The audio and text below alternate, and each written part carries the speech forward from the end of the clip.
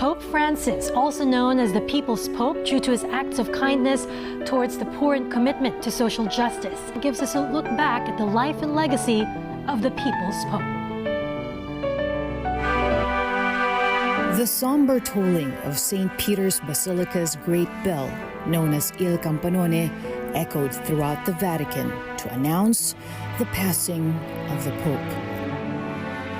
Soon, church bells all over Rome joined in. Last February 14, Pope Francis was admitted at the Gemelli Hospital in Rome for bronchitis. Although the pontiff had repeatedly battled and hurdled respiratory health issues, this time it developed into pneumonia on both lungs.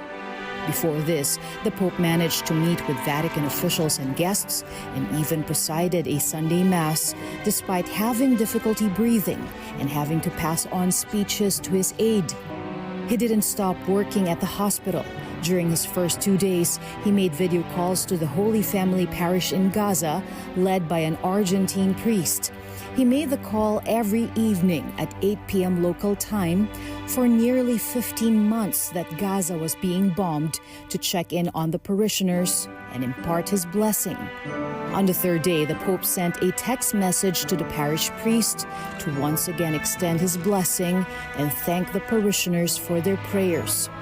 On February 19, Pope Francis also accepted the resignation of a Canadian bishop accused of sexual abuse and appointed a new one. But after many days in the hospital, the Pope gave in to his illness. He was 88 years old. Pope Francis, born Jorge Mario Bergoglio on December 17, 1936, in Buenos Aires, Argentina, was the first pope from South America and the first non-European pope in over 1,200 years. The eldest of 5 children of an Italian immigrant father and an Argentine mother, he worked as a bouncer, janitor, and as a chemical technician, for which he earned a diploma. At the age of 21, he contracted severe pneumonia, which required the excision of a part of his right lung. His recovery from the life-threatening episode of his life became a major turning point as he then entered seminary and joined the Society of Jesus as a novice in 1958. He studied humanities, philosophy, and theology. He taught literature and psychology and was ordained into priesthood in 1969. He was named Auxiliary Bishop of Buenos Aires in 1992, Archbishop in 1998, and Cardinal in 2001. Amidst the economic crisis and recession in Argentina in 1998, Cardinal Bergoglio gained recognition for his humility.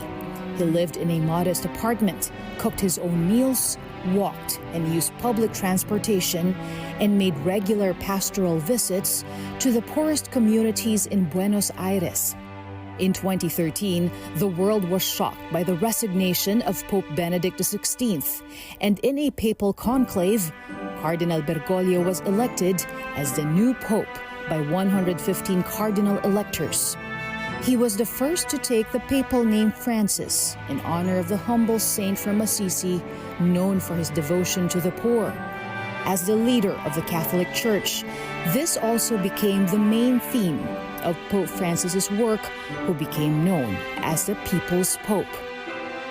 In his over 40 international trips, he prioritized many small countries in Europe, Africa, and Asia. In 2015, he became the 3rd pope to visit the Philippines. He presided a mass at the Manila Cathedral and motorcaded throughout Manila, where an estimated 6 million Filipinos lined the streets. But even more unforgettable was the Pope's Mass in Tacloban Airport, which, although short and met by bad weather, was very meaningful for the victims of Typhoon Yolanda. Pope Francis also made a significant contribution to diplomacy, acting as a bridge in the restoration of relations between the United States and Cuba, including the release of political prisoners. He also visited Iraq in 2021 to encourage dialogue among different religions. Pope Francis also repeatedly condemned the wars of Russia in Ukraine and Israel in Gaza, and became one of the strongest voices calling for peace.